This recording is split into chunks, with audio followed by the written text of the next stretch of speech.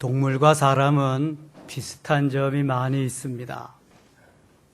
먹고 사는 것이라든지, 그 다음에 생활 양식이나 본능 같은 것이 아주 비슷합니다.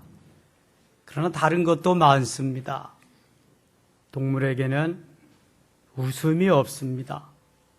웃음이 없으니까 자연적으로 기쁨도 없습니다. 우리와 같이 하나님을 섬길 수도 없고요. 기도하며 찬양할 수가 없습니다. 그들에게는 감사라는 것을 모릅니다. 감사가 얼마나 귀한 것인지도 알지 못하고 그렇게 살아가고 있습니다. 오늘 추수감사절입니다. 여러분, 지난 1년 동안 무엇을 어떻게 얼마만큼 감사하셨습니까? 하나님이 두 천사를 부르셨습니다. 바구니 하나씩을 주면서 너는 세상에 내려가서 원망하고 불평하는 사람들의 쪽지를 받아오거라. 그리고 너는 세상에 내려가서 감사하는 사람들의 쪽지를 받아오려무나. 천사들은 세상에 내려가서 분주하게 돌아다닙니다. 원망, 불평의 바구니를 가진 천사는 금방 하나 가득 채워가지고 올라왔습니다. 감사의 바구니를 가지고 내려온 천사는 온종일 헤매여도 그저 밑에 조금 깔렸을 뿐입니다. 감사가 쉽지 않다는 것입니다. 저는 오늘 여러분들에게 극한 상황 속에서 죽음 앞에서도 감사하는 우리 신앙인들의 롤 모델인 그리스도인을 한 명 소개하려고 합니다. 다니엘입니다. 다니엘은 유대 나라가 바벨론의 포로가 되었을 때에 잡혀간 사람 중에 한 사람입니다. 후에 메데바사가 바벨론을 무너뜨리고 다리오가 거기 분봉왕이 될 때에 120명의 방백과 고관을 두고 그 위에 3명의 총리를 두어서 그 나라를 다스리도록 했습니다. 다니엘은 얼마나 민첩하고 지혜롭고 똑똑한지 포로 중에서도 왕궁에 거하며 왕과 함께 먹고 마시며 생활할 수 있는 특권을 얻었습니다. 하나님이 그렇게 만들어 주셨습니다. 그의 세 친구 하나냐, 미사엘, 아사랴도 그와 같이 왕궁에 거할 수 있었습니다. 다리오 왕은 다니엘이 너무 출중나고 뛰어나기 때문에 3명의 총리 가운데 가장 으뜸으로 세워서 사실상 그 나라를 다 다스리도록 그러한 계획을 세웠습니다. 이것을 눈치챈 다른 2명의 총리들이 그것을 두고 볼 수가 없어서 다니엘을 죽일 음모를 꾸밉니다. 다니엘의 흠을 찾아서 낙마시켜야 되는데 아무리 찾아봐도 흠이 없습니다. 책 잡을 만한 곳이 없습니다.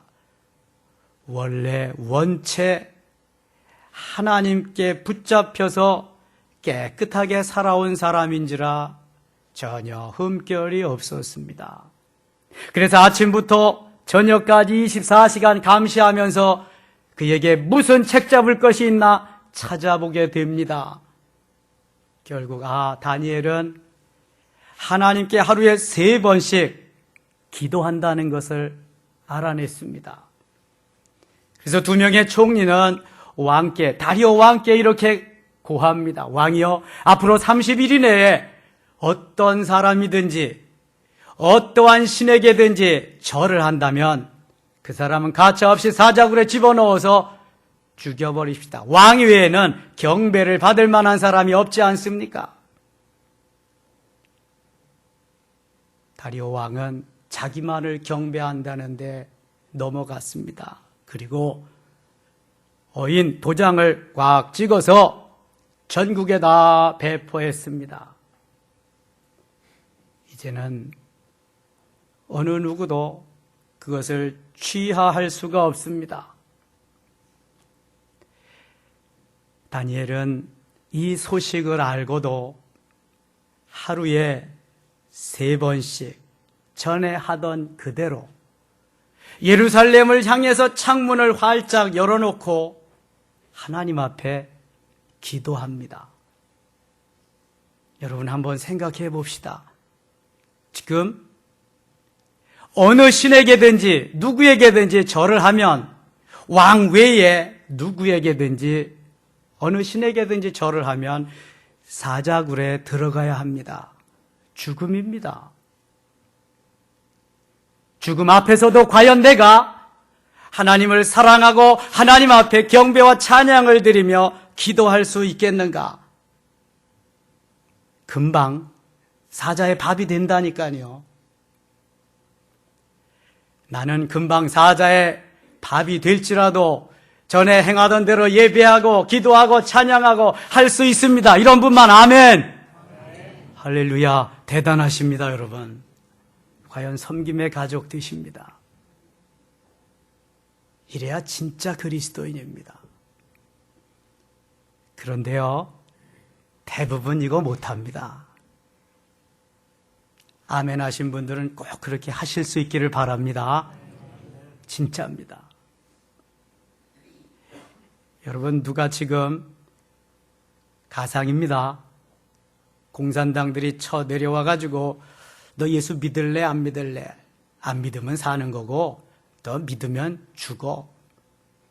칼 갖다 대고 총부리 앞에서 그렇게 하면은 그래도 나는 믿을 거야. 너도 예수 믿어야 살아. 이놈아 예수 믿어. 예수 믿으면 천국 가는 거야. 그렇게 말할 수 있는 사람이 몇 명이나 있겠는가. 다니엘은 그렇게 했다니까요. 여러분 오늘 본문 10절 말씀 같이 한번 읽어보겠습니다. 다니엘이 조서에 왕의 도장이 찍힌 것을 알고도 자기 집에 돌아가서는 윗방에 올라가 예루살렘으로 향한 창문을 열고 전에 하던 대로 하루 3번씩 무릎을 꿇고 기도하며 그의 하나님께 감사하였더라. 아멘. 여러분, 감사란 상대적인 감사는 안 됩니다. 일이 잘 돼서 감사하는 거 누군 못해요? 건강하고 내가 좋게 됐을 때 감사 누군 못하냐고요? 일이 안 됐을 때 감사할 수 있을까요? 환난과 핍박 중에 감사할 수 있을까요? 죽음이 앞에 다가왔는데 정말 감사할 수 있을까요? 감사할 수 있어야 됩니다. 이것을 절대적 감사라고 합니다. 나에게 다가온 사건과 환경과 이 모든 것이 내 감사를 빼앗아갈 수가 없습니다. 우리에게 무슨 감사가 있어요? 마귀의 자녀, 하나님 자녀 되게 하셨잖아요. 지옥 갈 백성들 천국 가게 해주셨잖아요.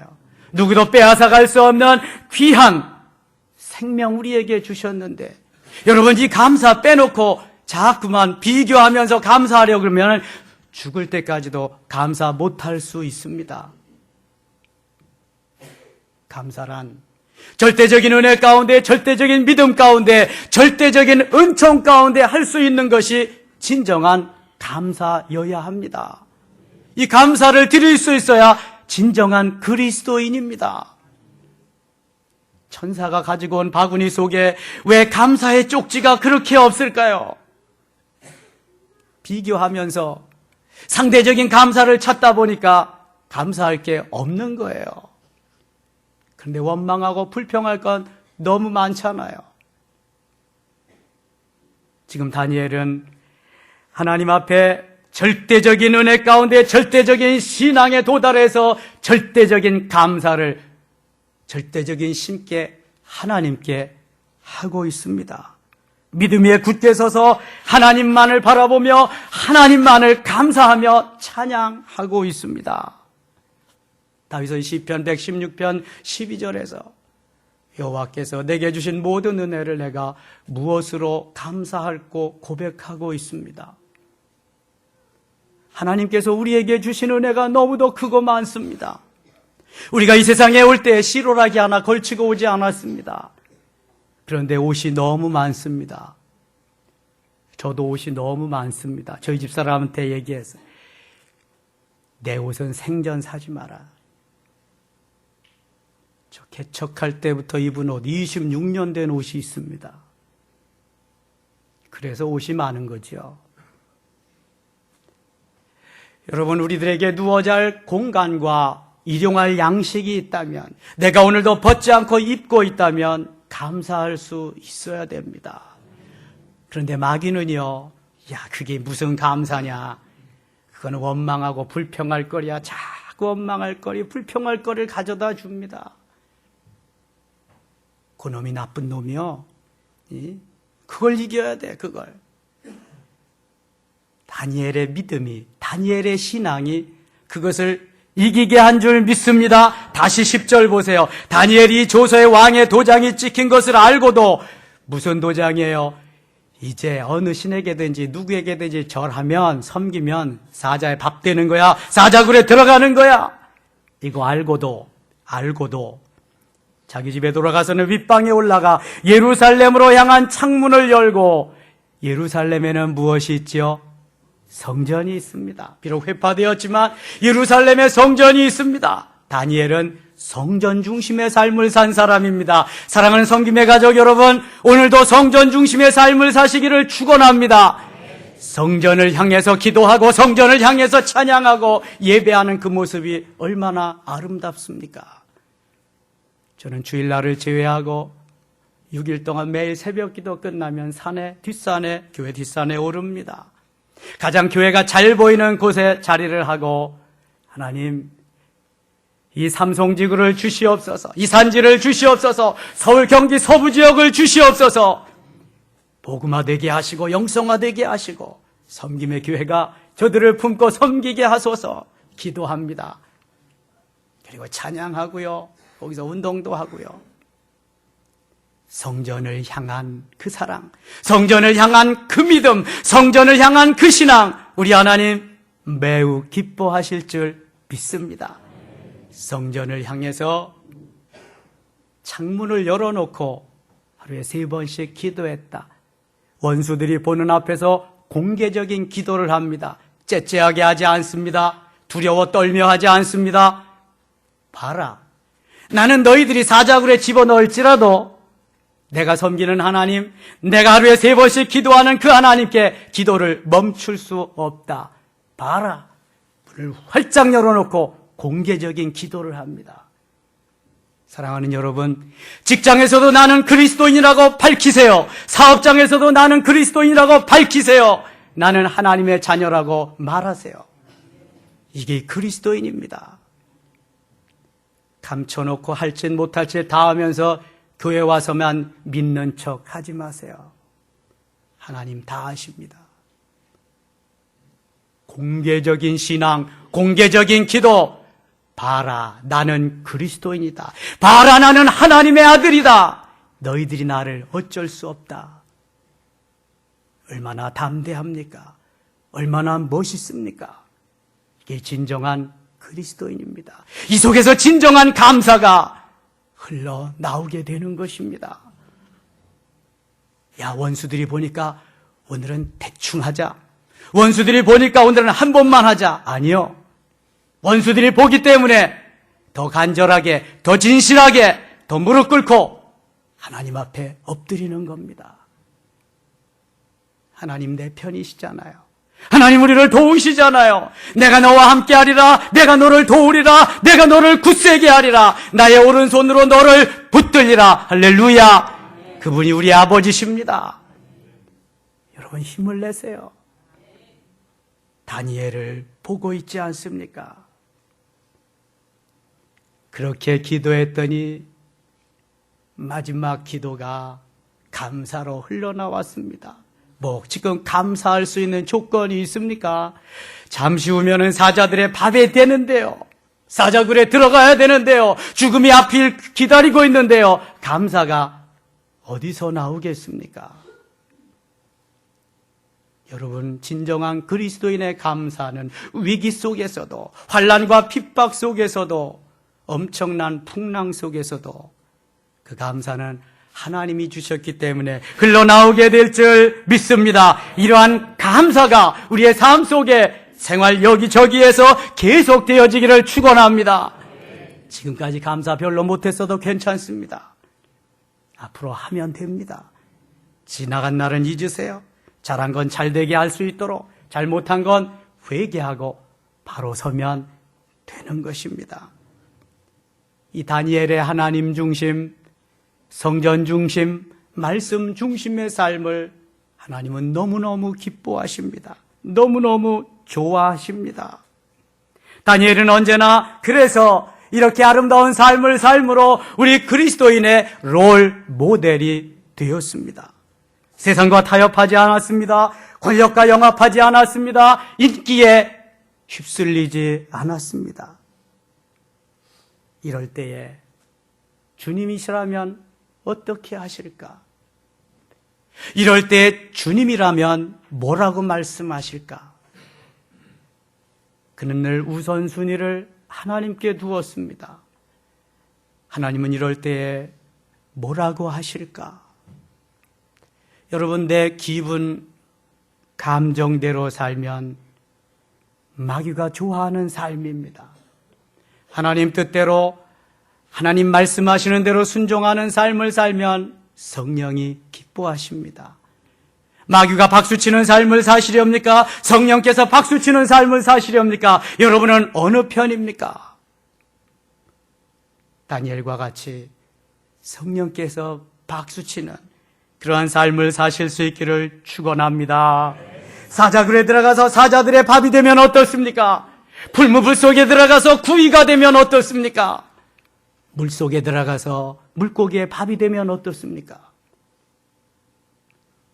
돌에 맞아 개죽음을 하면 어떻습니까? 내 안에 예수님 계시는데요. 그분이 나와 함께 하시는데요.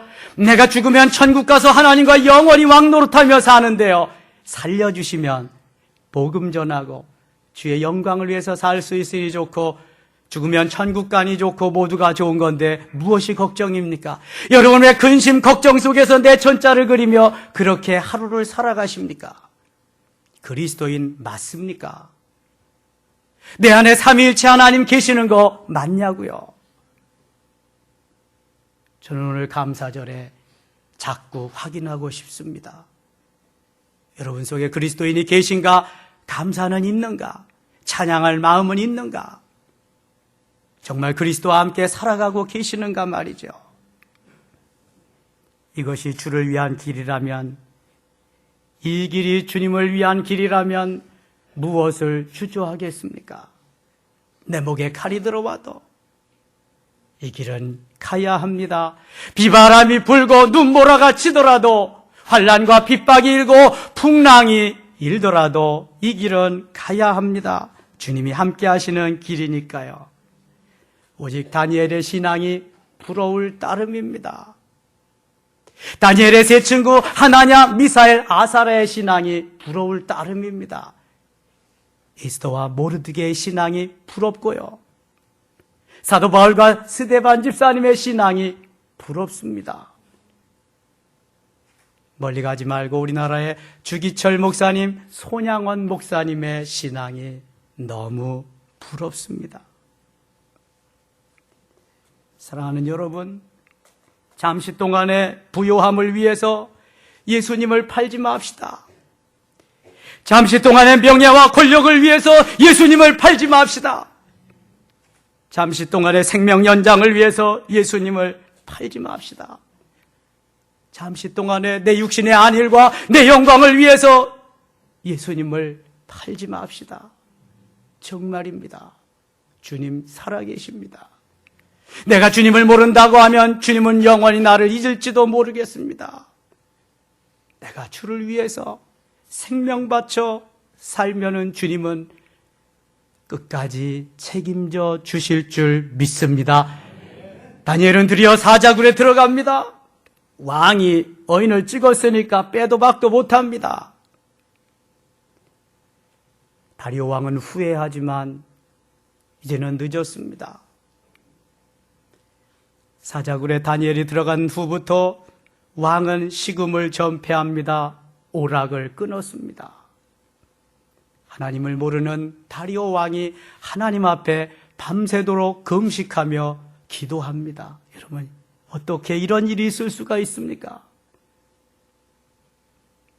새벽이 밝자마자 사자굴로 쫓아갑니다. 살아계신 하나님이 다니엘 너를 구원하셨지? 묻습니다. 네, 왕이시여. 하나님이 천사를 보내서 저를 보호해 주셨습니다. 할렐루야. 여러분, 하나님이 천사를 보내서 다니엘을 보호해 주셨습니다. 좀 더 나아가서 22절 한번 보시지요. 나의 하나님이 이미 그의 천사를 보내어 사자들의 입을 봉하셨으므로 사자들이 나를 상해하지 못하여 싸우니, 사자들이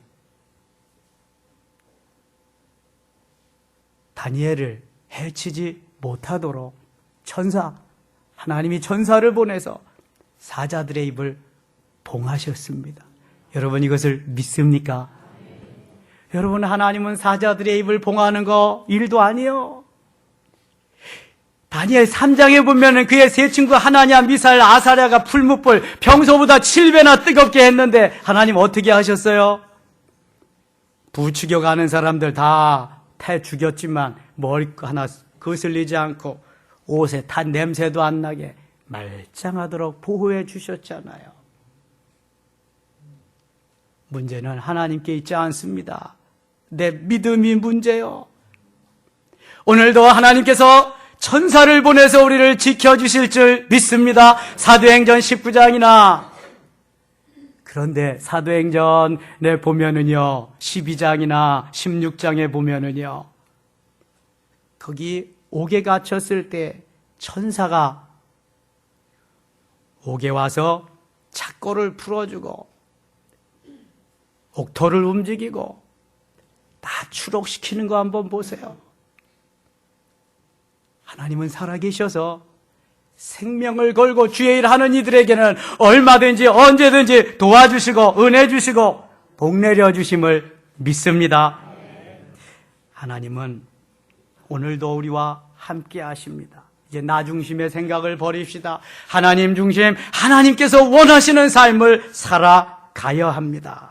우리는 늘 우선순위를 어디에 두어야 하는가 생각해야 됩니다. 급한 일이 있고요, 중요한 일이 있습니다. 급하고 중요한 일이라면 먼저 해야 되지만 급한 일이라고 아무거나 먼저 하면 안 됩니다. 내가 여기서 살기 위해서 급하다고 나 절 안 할게요. 나 기도 안 할게요. 나 예수 안 믿을게요. 이거 되겠습니까? 예수 믿는 게 주님과 함께하는 삶이 얼마나 중요한 건데 잠시 생명 연장시킨다고 부정해요? 한 번은 죽습니다. 제가 예언할게요. 여러분 한 번은 다 죽습니다. 히브리서 9장 27절에 보면은 한 번 죽는 것은 사람에게 정한 것이요 그 이후에는 심판이 있으리라 분명히 말씀하고 있습니다. 한 번 죽는 인생 멋있게 죽자고요. 비참하게 죽지 말고. 제가 10수년 전에 여수에 부흥에 갔었습니다. 오후 시간이 있는데 거기 담임 목사님하고 손양원 목사님 순교 기념관에 다녀왔습니다. 앞쪽에는 손양원 목사님과 두 아들 동신이의 무덤이 있었습니다.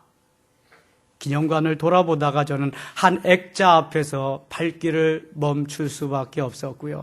그것을 읽어 내려가는 동안 제 두 눈에서 눈물이 줄줄 흐르는 것을 경험했습니다.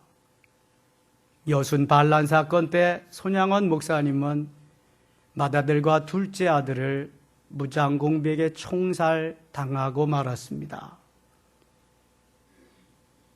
많은 지인들이 장례식장에 참석해서 손양원 목사님을 위로하려고 했습니다. 그때 손 목사님은 이렇게 9가지 감사의 기도를 드렸습니다. 하나님, 나 같은 죄인의 혈통에서 순교의 자식이 나게 하시니 감사합니다. 하나님, 허다한 많은 성도 중에서 이런 보배를 내게 해주셨으니 감사합니다. 하나님, 3남 3녀 중에서 가장 귀여운 맏아들과 둘째 아들을 순교의 제물로 바치게 하시니 감사합니다. 하나님, 하나들의 순교도 귀하거늘 하물며 두 아들이 함께 순교하게 하셨으니 정말 감사합니다. 하나님, 예수 믿고 죽는 것도 복이라고 했는데 전도하다가 총살 순교당했으니 더 감사합니다.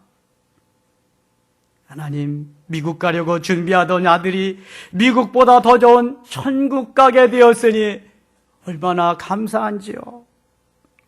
하나님, 내 아들을 죽인 원수를 회개시켜서 아들을 삼고자 하는 사랑하는 마음을 주셨으니 더더욱 감사합니다.